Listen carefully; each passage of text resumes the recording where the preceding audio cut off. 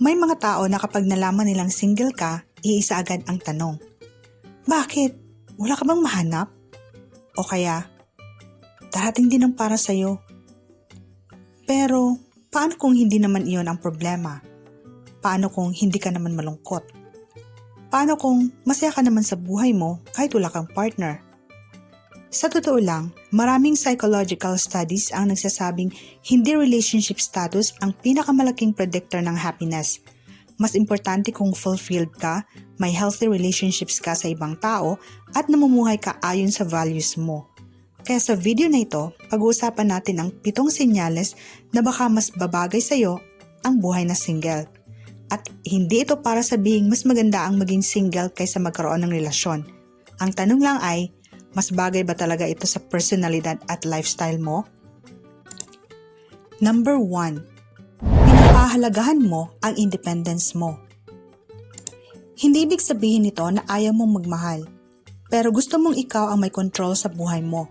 Masaya kang ikaw ang nagde-decide kung paano gagamitin ang oras mo, saan mapupunta ang pera mo, at anong direksyon ang tatahakin ng buhay mo. Hindi ka nahihirapang gumawa ng decisions ng mag-isa. Sa psychology, ang tawag dito ay autonomy, ang pakiramdam na malaya kang mamili ng sarili mong landas. Isa ito sa pinakamahalagang psychological needs ng tao. At para sa ilang tao, mas madaling masatisfy ang need na ito habang single. Kung para sa iyo ang freedom ay hindi privilege kundi necessity, posibleng isa itong senyales. Number 2. Hindi ka natatakot mapag-isa. May malaking pagkakaiba ang solitude at loneliness. Ang loneliness ay pakiramdam na kulang ka sa meaningful connection. Pero ang solitude, choice yon. Kapag may free time ka, hindi mo kailangang laging may kausap. Hindi ka agad nag-o-open ng dating app. Hindi ka nababahala kapag mag-isa kang kakain, manonood ng sine, o magte-travel. Sa halip, nagiging pagkakataon iyon para mag-isip, mag-recharge, o gawin ang mga bagay na gusto mo. Kung ang pag-iisa ay nagbibigay sa iyo ng peace, hindi anxiety, malaking senyales iyon. Number 3. Mas excited ka sa goals mo kaysa sa paghahanap ng partner. May mga taong ang biggest dream ay magkaroon ng sariling pamilya at walang mali doon. Pero mayroon ding mga taong mas excited mag-build ng negosyo, mag-travel, matuto ng bagong skills, mag-ipon, mag-create, o tuparin ng mga personal goals nila. Hindi ibig sabihin na workaholic ka. Hindi rin ibig sabihin na sarado na ang puso mo.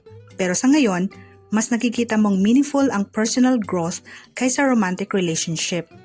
Kung pakiramdam mo ay fulfilled ka habang inaabot ang mga pangarap mo, baka hindi mo kailangang madaliin ang love life. Number 4. Hindi mo nararamdamang may kulang sa buhay mo. Ito marahil ang pinakamahalagang senyales. Kapag tinanong ka, single ka pa rin? Hindi ka nasasaktan. Hindi ka rin defensive dahil sa isip mo, oo, at okay naman ako. Psychologists often say that people thrive when their self-worth doesn't depend on having a partner. Hindi mo kailangan ng romantic relationship para maramdaman na valuable ka. Kung dumating ang tamang tao, welcome. Pero kung wala pa, hindi rin ibig sabihin na incomplete ka. Dahil alam mong ang partner ay dagdag sa buhay, hindi ko kompleto sa pagkatao mo. Number 5. Hindi ka pumapasok sa relasyon dahil lang sa pressure.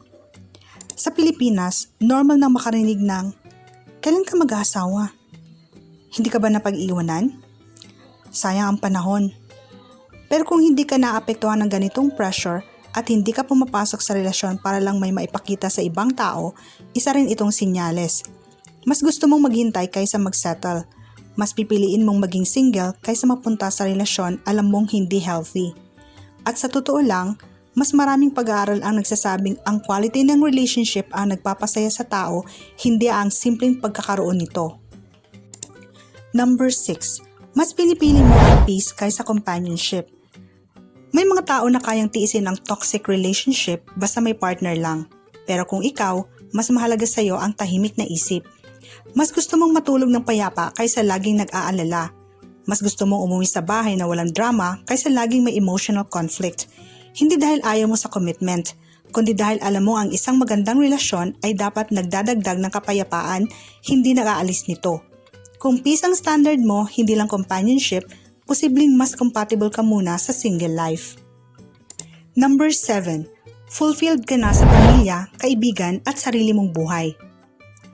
Isa sa pinakamalaking misconception ay ito. Kapag single ka, wala kang connection. Pero ipinapakita ng maraming psychological studies na ang mga happy singles ay kadalasang may matitibay na relationship sa pamilya, close friends at community. Hindi umiikot ang emotional support nila sa isang tao lang. May pamilya silang maaasahan, may mga kaibigan silang tunay, may hobbies, may purpose. May buhay silang puno ng iba't ibang klaseng pagmamahal. At dahil dito, hindi nila nararamdamang may malaking butas na kailangang punan ng romantic relationship.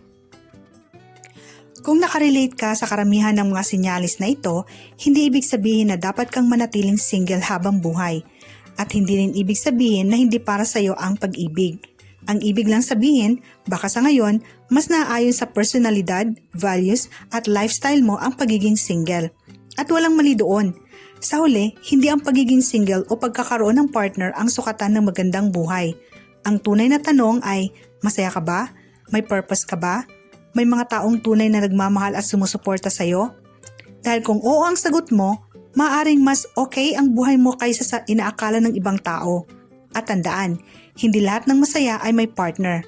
At hindi lahat ng may partner ay tunay na masaya. Hanggang sa susunod, dito sa Mukhang Okay Pero, kung saan pinag-uusapan natin ang mga bagay na mukhang simple pero mas malalim pala kapag pinag-isipan.